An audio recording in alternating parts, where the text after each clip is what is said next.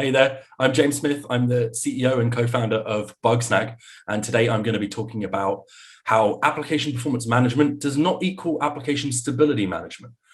So before I get into that, I'll give you a bit of background of who I am and why I'm qualified to speak on this matter.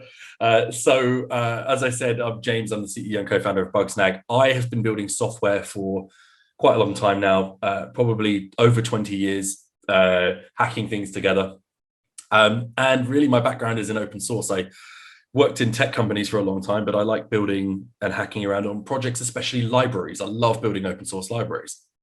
And they're all past it now. They're all past their prime for sure. But I try to keep my new fun open source projects up on GitHub. In my previous role, I was a CTO. I was a CTO of a Y Combinator company called Hayzap. And even before then, I worked in enterprise and worked building trading platforms at big companies like Bloomberg, and worked in embedded software as well. And these days, I run a company called Bugsnag. Bugsnag is what we call an application stability management platform, which is what we're talking about today. And our product helps you figure out if your software is broken, why it's broken, how badly it's broken, and are key customers impacted? Are we losing money because of these bugs and crashes in production environments? And a lot of companies use us, from little tiny open source hobby projects all the way up to the biggest companies that you've heard of, and you probably have their applications on your phone. And we help them solve this core problem, which is application stability management. Now, I think most people are familiar with concepts of olden days that a lot of companies still use, like log management and logging, and making sure your software works. You care about things once they go into production, but this used to be a bit of a black box. And over the past 10 years or so, a lot of companies sprung up, including Bugsnag, to help you figure out, is my software working in production? And this has spawned this industry of error management and error monitoring. But what we found was, when we were building this and we were talking to customers, it wasn't enough just to have error monitoring. Something was missing. So like I said, the world has changed over the last 10 years.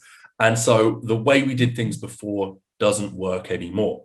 When I started my career, development cycles were long. Software development was not iterative. There were different teams to build the applications from the teams that ran the application. So you toss your code over the fence into another team's garden, and they'd have to deal with the messes you made.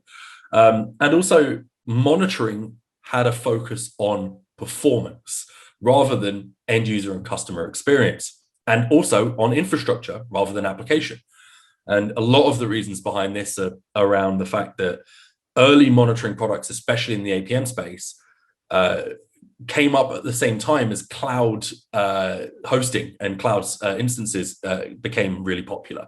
So they were helping you figure out, rather than, are my customers having a good experience? That was very much a secondary thing. It was, are we spending too much money on AWS? And could we spend some time optimizing on performance in order to decrease our cloud spend? So obviously that's kind of changed a lot these days. Development cycles are more iterative. Therefore, you're writing more code, pushing more code frequently to your customers, developing, creating more bugs, unfortunately, because bugs are a consequence of innovation. Bugs impact the customer and user experience. Your customers who see crashes are not going to be able to do what they opened your software to want to do in the first place.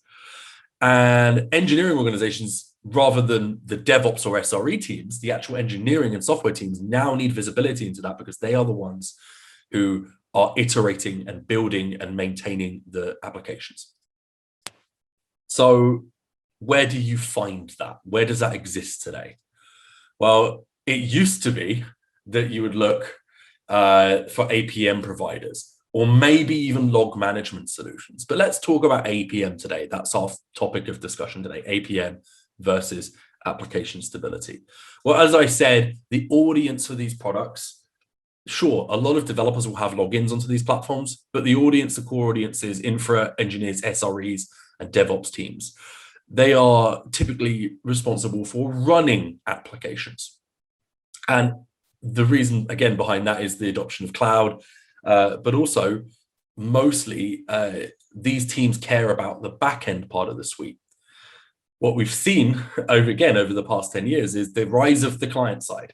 It used to be when I started my career, JavaScript was what you used to change button colors on hover or to blink things on the page. It wasn't used for business logic. And it's absolutely completely different these days. Not only is JavaScript now used for real heavy lifting in business logic, and people were building huge single page applications in technologies like React, but also that's developed alongside the rise of mobile applications being more akin to classic desktop applications from back in the day, native code and a lot of unique logic on your Android and iOS applications.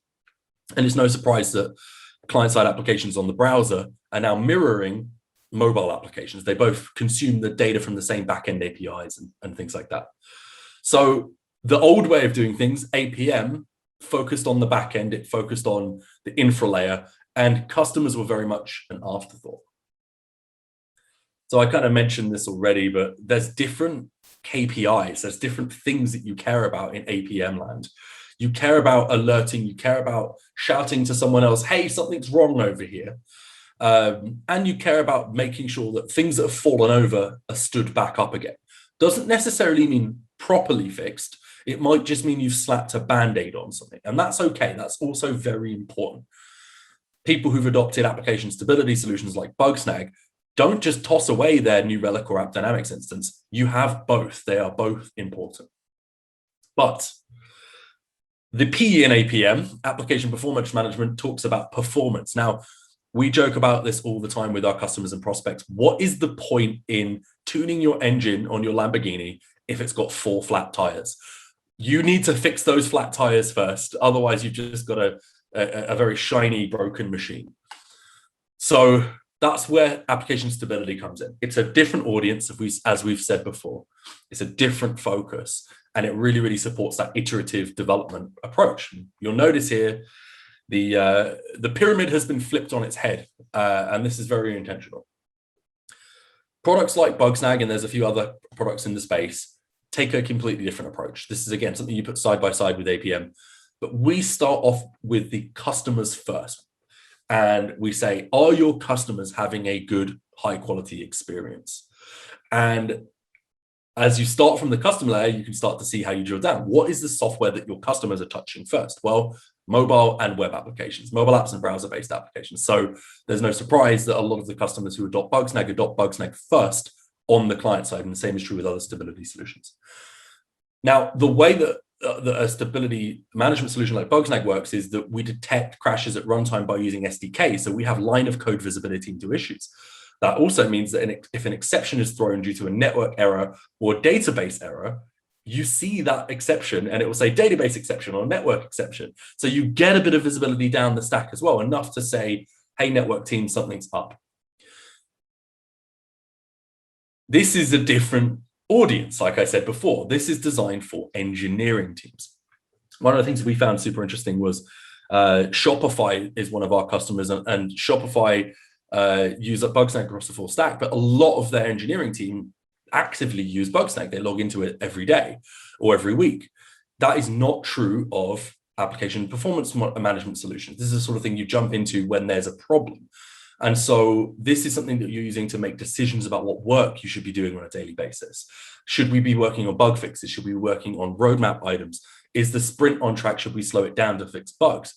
And so it's more aligned with that development team, and therefore it's more aligned with the KPIs of the engineering team as well. And the more broad engineering team, including the product team and maybe even the QA team and the conversations that you have with customer support. If they're escalating issues from customer support to engineering, that KPI is important too. So the way we've done that, and the way that I think a lot of players in the space have modeled this, is looking at a stability score. This is the percentage of application sessions or user interactions that ended without a crash, without a bug. And that's something you can track time over time. It's something you can track release by release. And that is a metric that engineering teams care about more than the backend and the infra teams. In theory, if you've got a metric, you can set SLOs and SLAs around that metric, which is exactly what our product allows you to do. But that's just the best practice in general. If your stability drops below SLA, drop everything, everything's on fire, let's go. If it's above your SLO and you're doing a great job, maybe you can be a bit more aggressive about working on your roadmap. And these aren't decisions that infra and SRE teams make. These are decisions that engineers and engineering managers make with the product team. So kind of wrapping this up a little bit, application stability is something that drives business impact for engineering leaders and is a metric that you can use to share between the engineering and product teams rather than something like an outage metric or an SRE and DevOps metric. And that kind of takes me to the end here. This is not something you have alone, APM alone and ASM alone. You need both because it's designed for different audiences, different teams, and hopefully drives different outcomes as well. So there's my whistle-stop tour of APM versus ASM. Hopefully that was helpful, and thanks for watching.